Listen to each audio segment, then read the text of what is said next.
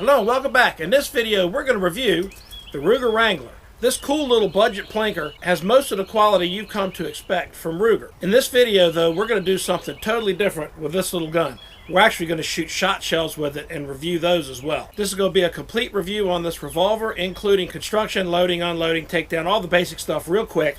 Then we're going to get into the fun stuff. We'll do some accuracy testing on it. We'll do a little bit of distance shooting, distance for a gun like this. Then we're going to get into the fun plinking, the stuff this gun was actually meant to do. And because we know so many people use a .22 revolver for snakes and rats and other pests like that, we're going to do a complete review and patterning of the CCI shot shells for this little gun. We'll also put it to the real world test of shooting some Carpenter Bees with it, which is a ton of fun. So hit that subscribe button down there. Don't forget the bell icon so you don't miss any videos. Check this out. Alright, I'm sure that opener is going to tweak the Internet Safety Patrol, and I'm looking forward to those comments. Let's go ahead and get into the construction of this gun and explain why it's so inexpensive. The Ruger Wrangler typically sells for around $189 to about $220, depending on where you find it. Alright, to satisfy the Internet Safety Patrol, we'll open up the loading gate and show you guys this gun is not loaded. And of course, to free up the cylinder on this gun, it doesn't have a half cock, so all you do is open the loading gate. It's a little stiff, but other than that, it works good. And that makes the cylinder spin freely. There's no clicking, no half cock, no stop. So you do need to make sure that you have the cylinders lined up for your plunger to go through and knock your empty cases out of there. The reason Ruger can make this little pistol so inexpensively is the frame parts are actually made out of a zinc alloy or a cast aluminum, which is a heck of a lot cheaper to manufacture. Also, pieces like the hammer are injection molded, which is less expensive than hammer forging. It does have a hammer forged steel barrel, and the entire gun is Cerakoted except for the cylinder, which is a lot cheaper to do than bluing. It helps them manufacture the gun way more affordable. But don't expect it to have the beautiful fit and finish you're used to on a single 6. If that's what you're looking for, buy a single 6. This gun is made to be an inexpensive, very affordable plinker for just about anybody. The plastic grip panels are interchangeable with any grip panels that'll fit a single 6. So if you don't like them or you just want to customize the gun a little bit, which most of us do, these will be pretty easy to swap out to any grips that will fit the single 6. Another feature I like is the checkering on the hammer spur. If you have a good look there, this hammer spur is checkered, so no matter where you get a hold of it, it's really easy to cock it without it slipping on your finger. It also has a transfer bar safety in it, which Ruger is very well known for. The transfer bar safety makes it to where the firing pin can't be hit by the hammer unless the trigger is pulled. So if you see the transfer bar safety right there, if I pull this trigger and let go of it, releasing the hammer and slowly let it down, the transfer bar safety moves out of battery so the firing pin can't be hit. That way you can leave it loaded with all 6 rounds without having to worry about an impact on the hammer hitting the firing pin causing the gun to fire. No external safeties on it to make it ugly or hang up on anything. Just a nice, well-made, inexpensive little gun. And just so we can say we covered it, to remove the cylinder, you open the loading gate so the cylinder can spin freely. To press the little pin stop, pull out your pin, and the cylinder will come out the right side of the gun. Putting it back together, pretty much same thing in reverse. Slide the cylinder in, get your pin lined up, depress the button, put it in, good to go. One word of caution with this gun. If you're going to dry fire it, you do not want to dry fire a rim cap without some snap caps. I'll put a link to these in the description below.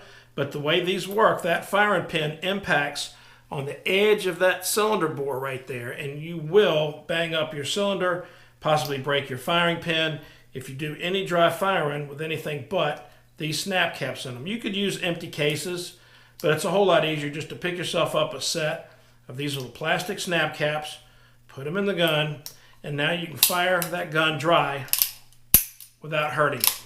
Good for dry fire practice or to test trigger pull or any reason you may have to dry fire the gun. Put snap caps or empty cases in it so you don't damage your cylinder or your firing pin. Alright, since we have the snap caps in there, let's go ahead and check the trigger pull on the gun. 3 pounds, 14 ounces. 3 pounds, 3 ounces. It depends on where you catch the trigger sometimes as to what kind of weight you get on a trigger pull. That can vary. 4 pounds, 4 ounces.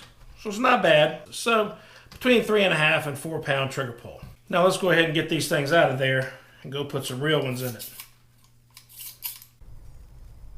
We have our little setup ready. We're just going to use Federal bulk for this. After all, it is a plinker. And this is going to be our accuracy test.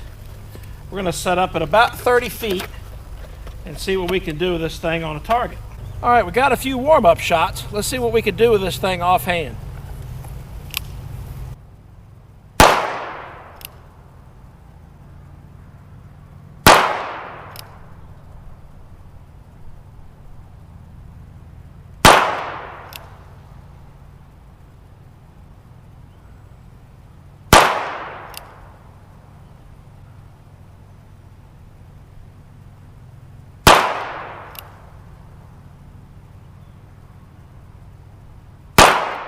All right, not terrible for those sights offhand. For the shot shell test, for patterning, we're just going to use foil. I think that'll show it about as good as you can get. We're just using these CCI shot shells. I think they use a number 12 shot in it with a little plastic capsule. And we're going to be shooting this first shot at 8 feet, which will put the end of the gun a little over 6 away from the foil. We'll see what happens. Have a closer look at that. All right, as you can see, that group, that pattern is about the size of my hand at roughly 6 feet from the barrel to the foil. There's a few other little dings and dents in this thing, most likely from the plastic case coming apart. But not bad. You can see where the big chunks of plastic made some pretty big holes in that foil. Let's back up a little bit. For this one, I'm standing at about 13.5 feet. The end of the gun barrel is going to be at 12 feet from the foil. Again, center of the foil aim. Check this out. That's at 12 feet. That's an awesome pattern right there. A little bit low, a little bit left from where I was aiming, but that's a great pattern for shooting snakes and pests for sure. All right, now that we got the patterning done, let's get a couple things and see what kind of penetration we get with those shot shells. All right, first things first, empty beer can, 10 feet. Definitely want these on for this.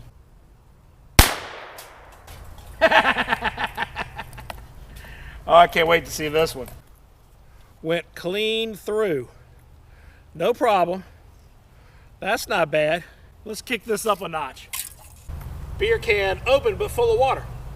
At 10 feet. You didn't think I'd shoot a full beer, do you?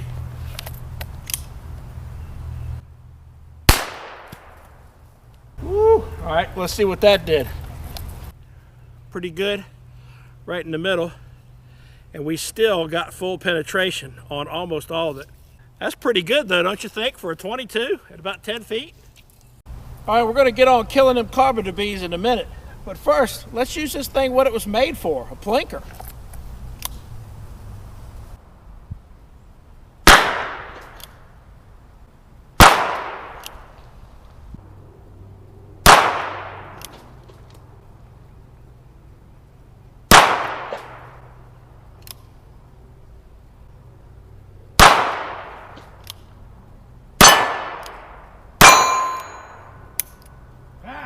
Some more bullets. Got a few more targets out there. Let's see if we can blast some orange soda.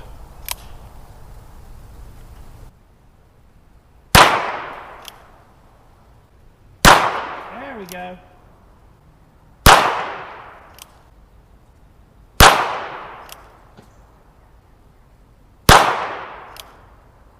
All right, from under the holly tree here, it's 50 yards. Let's see what we can do with it from here.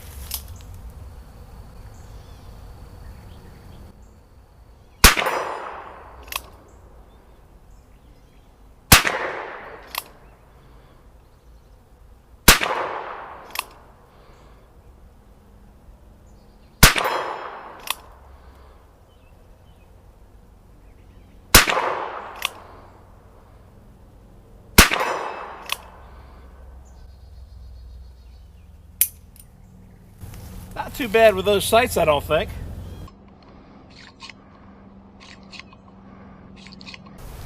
So now that we've done that, let's go whack some Carpenter Bees.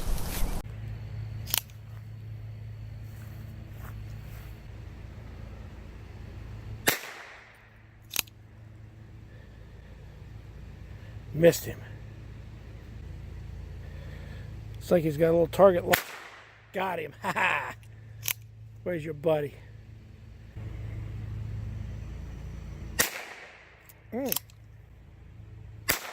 Got him that time. Ha ha.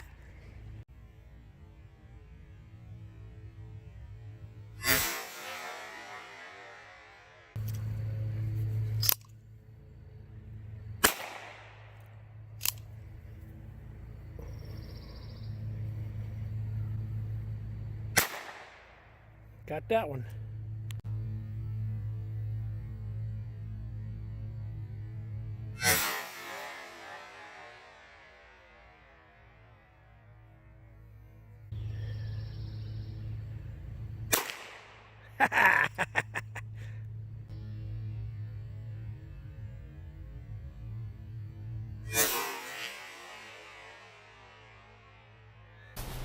Man, is that ever fun. A few quick things. I picked up this holster off of Amazon. It's really inexpensive for the quality, and I'm going to put a link to that in the description below. I wanted this gun to carry around the yard for Carpenter Bees and mice and rats and stuff on the back property. So having a holster mattered. I didn't want to spend a whole lot of money, but I was really surprised at the quality of this holster. Also, don't forget, don't dry fire this gun. Get the snap caps. I'll put a link to those in the description below too. If you're going to dry fire practice with this gun, use snap caps so you don't damage anything. Overall, I really like this gun. The Ruger Wrangler is a fun little plinker, very inexpensive, be a great gun for trapping or close range varmint hunting, Carpenter Bees, and any other pests that you have that you want to get rid of at close range. It's a really fun plinker. It makes you slow down and work on that marksmanship that you used to have to work on as a kid. Red dots and adjustable match sights and match pistols really are fun, but to have a simple little plinker like the Ruger Wrangler really makes you kind of get back to your roots. Very fun gun to shoot. If you like 22 pistols as much as we do, pick you up one of these things. You're not going to be disappointed. So hit that subscribe button down there. Don't forget the bell icon so you don't miss any videos. That thumbs up like button sure would be nice. And leave me a comment below and tell me what your favorite 22 pistol is that you like to shoot. Thanks for watching. We'll see you next time.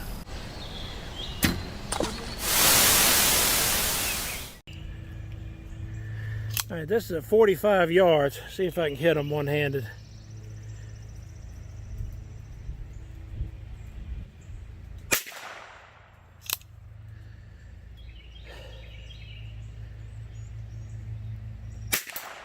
Yep.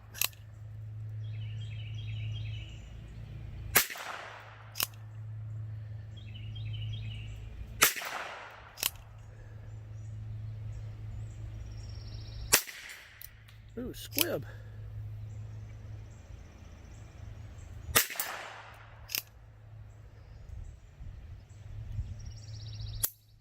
Empty.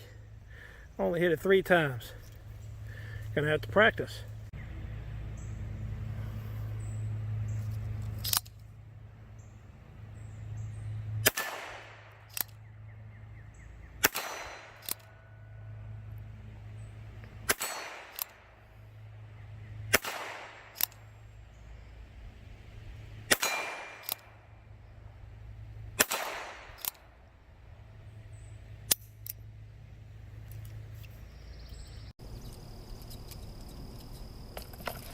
I hear geese. Just kidding.